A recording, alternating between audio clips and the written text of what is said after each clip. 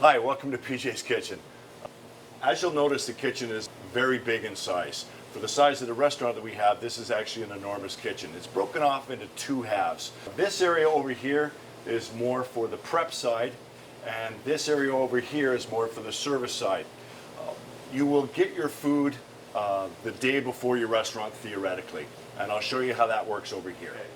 This is the back area of the kitchen. This is where the receiving is done.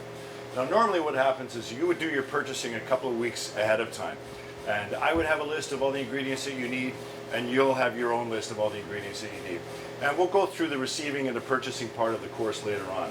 So as a team, you would be standing on this side of the counter, and I would be standing on this side of the counter, and you would get all your ingredients one by one, and then you would mark them off as you go. The receiving part usually takes about 45 minutes on the day of your restaurant. You only have to do it once. It's just the day of your restaurant, but it's always good when other people help you out. Of course, a lot of this is theoretical, but I want to go through it with you as well so that you get the best idea of the experience that we go through when we're doing the restaurant. There is equipment back here, but this equipment back here is designed more for the prepping of the items. I've got a sink back here. This sink is for food only. There's another sink over there that we'll have a look at in a bit, and that's only for pots and pans.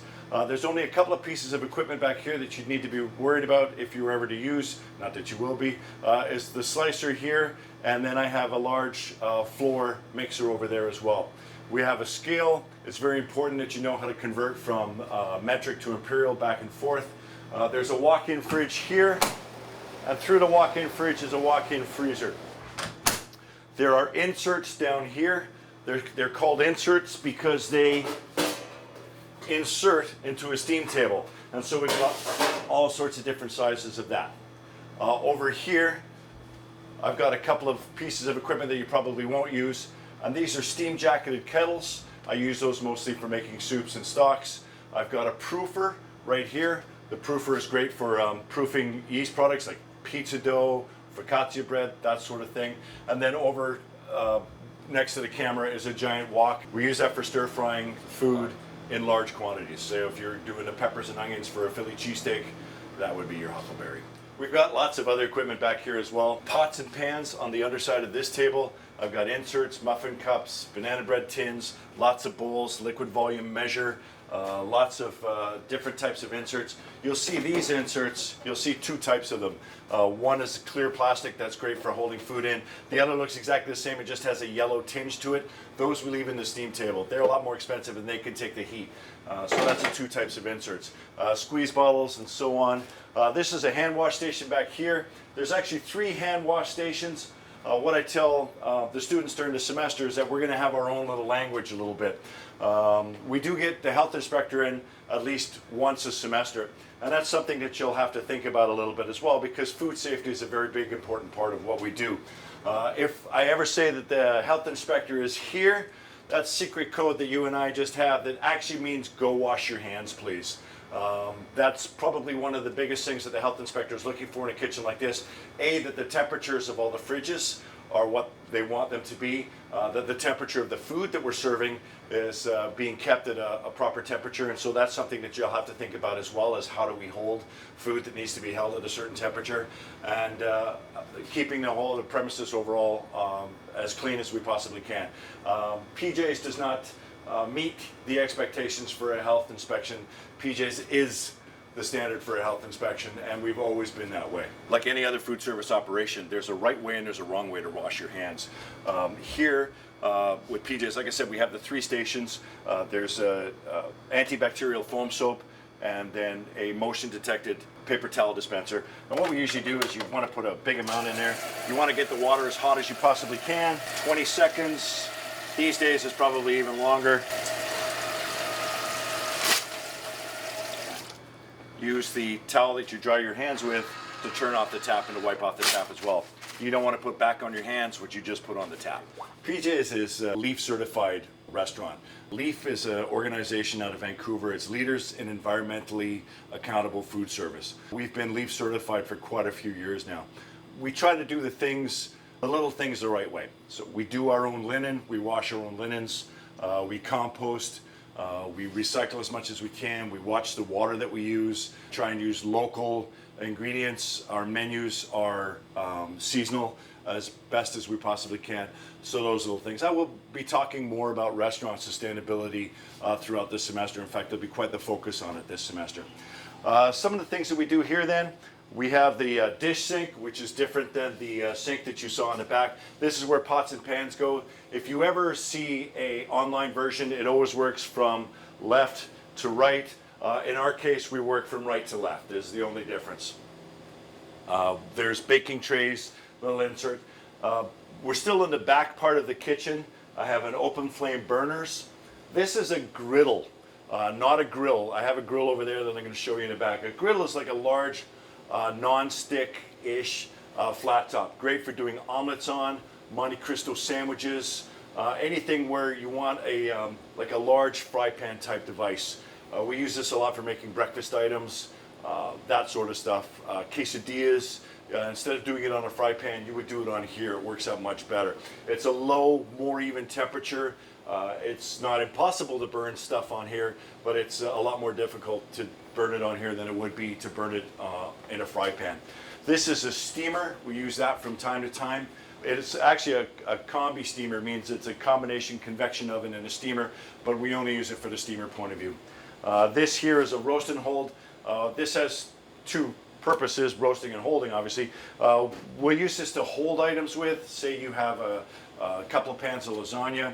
One is on the line for service. The other one would be kept in here. It would keep it at a certain temperature without drying the product out.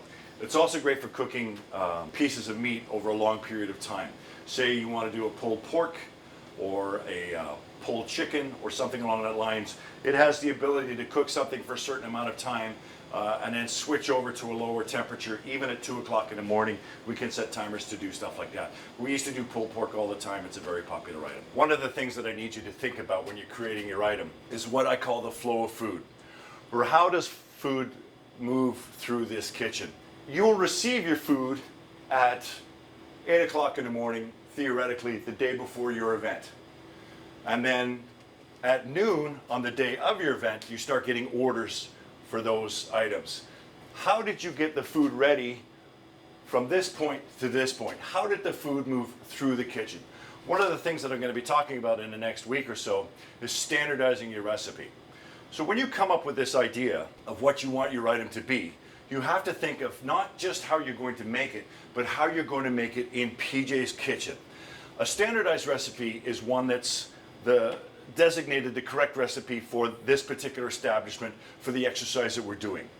So you can't just come up with a recipe for fish and chips. It has to be how we're going to do fish and chips on the day of our event, with our people, with our equipment, with our time, with our timing, with our produce, with everything. How does PJ's make that item? I'm going to give you an example. If we talked about fish and chips, for example, fish and chips isn't just one recipe. Fish and chips can be 9 recipes. If you were to look at making a coleslaw, you would make a Asian coleslaw dressing, you would make Asian coleslaw. When would you make the Asian coleslaw dressing? Well, you would probably do it the day ahead of time. There's no point to do it the day of. You could make the coleslaw the morning of.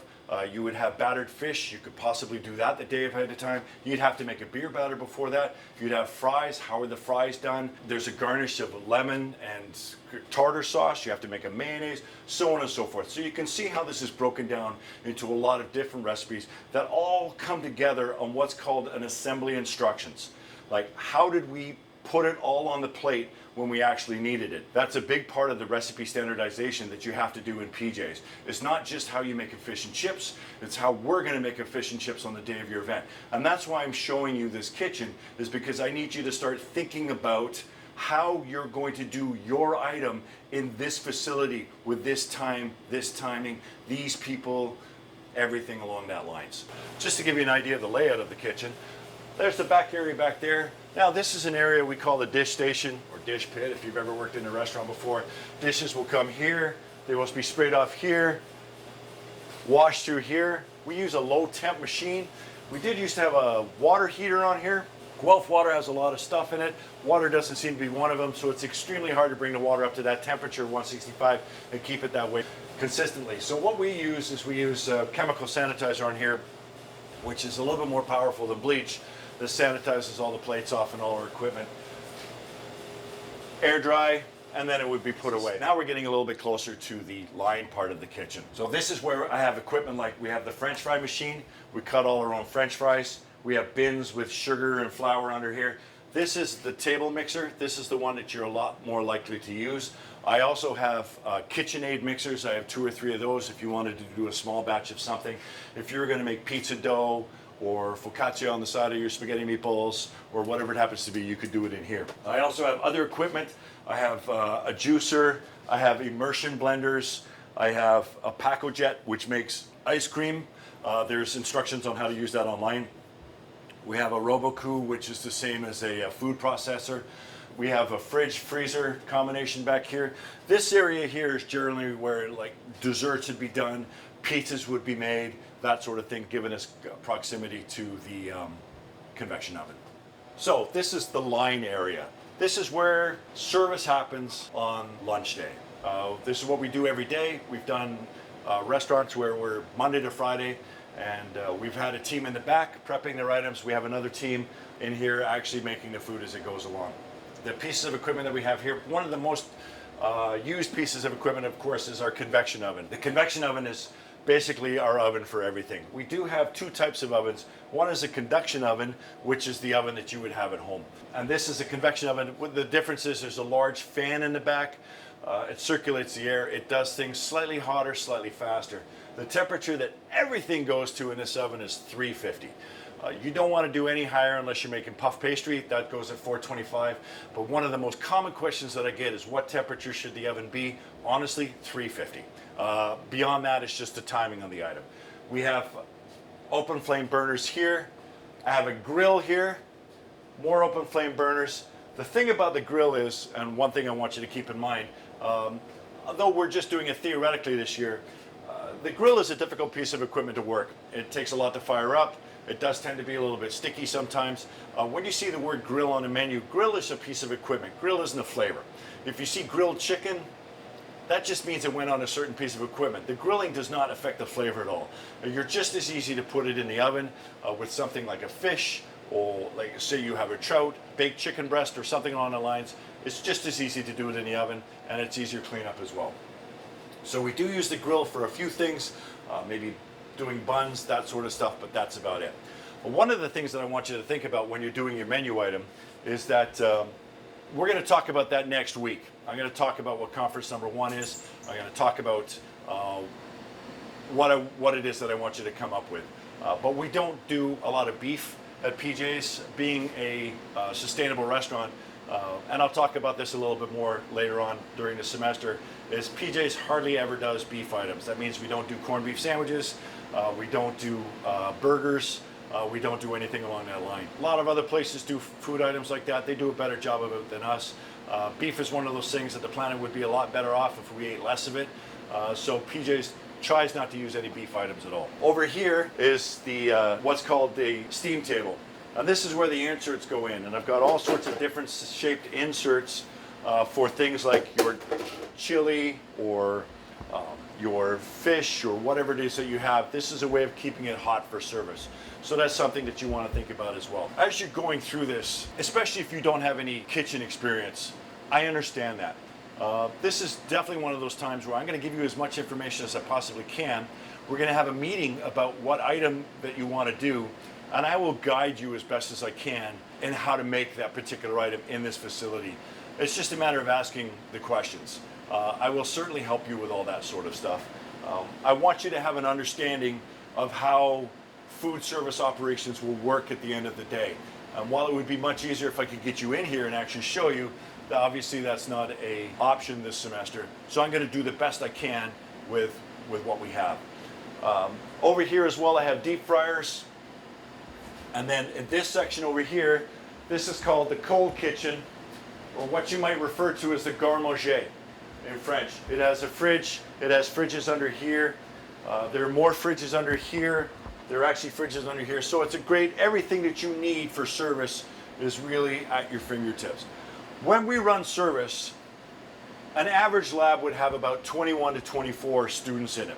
One of the things that I'm going to ask you to do is think about how you would schedule your restaurant day. I want you to think of everything from how you're going to market it, to how you're going to staff it, to what some job descriptions might be like, to what your food item is. We're going to go through the whole role, just like you were here.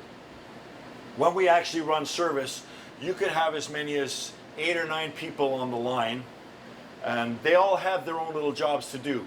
Somebody could be in charge of the quesadilla, somebody could be in charge of the dessert, somebody could be in charge of the soup, so on and so forth. So you'll want to think about how those 21 people are situated within your exercise on the day of. Where is everyone going to work? And that's something that we'll go through a little bit later on as well. So when service happens, there's a kitchen manager on this side, there's an expo on this side. We have 3 management members of a team. There's the front of house manager, the kitchen manager, and the expo. The expo is such a key position in the kitchen because it's really the liaison between the front of the house and the back of the house. One of the things that I'm looking for when you're running this event is communication, is how organized your event is, and the communication between all 3 managers. You never want to see a situation where one manager is doing one thing and the other manager is doing their own thing, but it never really comes together as a restaurant. Last year we got a brand new POS system. POS stands for point of sale system. It's very easy to use. The servers would punch in the orders here. I only have one printer here. It comes up. An expo who's standing on this side would give the chits to either the bartender or the kitchen manager, and then information would go down the line. Food comes out, the expo would yell hands, a server would come and pick it up, and away you would go. With PJ's, hot food goes out right now. That's a very important part of what we do. You may have 4 or 5 servers out front, and then you'll have a map that looks like this that will go on this wall right here. And this is basically a map of the restaurant that every team makes up. It's individual to them. It has their reservations on it. It has their sections on it, all that sort of stuff. Every restaurant does one slightly different. The server will grab the food from the expo. The expo will go, okay, I've got a fish tacos and a black bean quesadilla, and that goes to table 31. So the server will grab the food, we'll look at the map that's on the wall there, take it to table 31, and it says, okay, who had the quesadilla, who had the fish tacos. It's actually that simple. I can't put you through the actual exercise right now as much as I wish I could, but we're going to do it as theoretically as much as I possibly can. Everywhere from planning out the standardized recipes, to coming up with a menu, to coming up with a theme for your event, to assigning jobs, to purchasing the food, all that sort of stuff. We're going to try and make it happen as best as we possibly can. This is the bar area. This is where your specialty drink would be made. Every restaurant will have its own specialty drink, which you can just pick from a list. That tends to be the most popular drink on the day. We do cappuccinos, espressos, coffee. We are licensed as well. We do serve beer and wine. One of the jobs every day is the bar job, and there has to be a job pack for that because every day is just a little bit different. So this is the actual dining room itself. It sits about 75 people, which is about the number that we're looking for an hour and a half service and lunch. You don't have to fill the room 75 all at once. We obviously have sittings. We open a restaurant at about 11:30 and we're closed by about 1. So over 90 minutes, and it takes people 45 or 50 minutes to have lunch. So there's always a flow to it. There's comings and goings. You're not going to have to make all the dishes all at once. If you're doing a Monte Cristo sandwich, you wouldn't have to make all 20 at once. The idea is that you're going to make it as people need it. The room is very bright. We play some music. It is lovely in here. We've got pictures on the wall of previous restaurants. I hope you get a chance to make it here one day.